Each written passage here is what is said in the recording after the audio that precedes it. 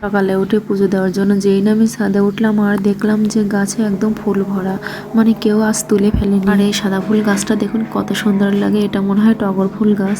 আর এখানে নয়নতারা, আর আজ দেখি জবা ফুলও ফুটছে।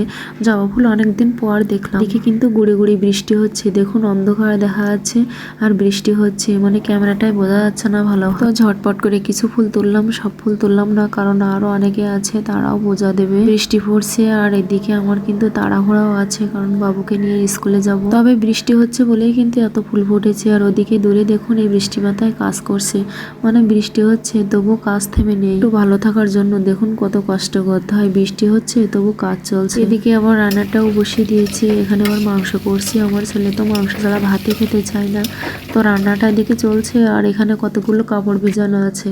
তো এবার এগুলো নিয়ে চলে গেলাম ছাদে। বৃষ্টিটা একটু কমে গেছে আর দেখলাম যে বাতাস হচ্ছে অল্প অল্প করে, তো কাপড়গুলো মেলাই দিলাম যে একটু বাতাসে শুকাবে। আর এদিকে দেখুন সূর্য মামাও অল্প একটু একটু উঠে গেছে।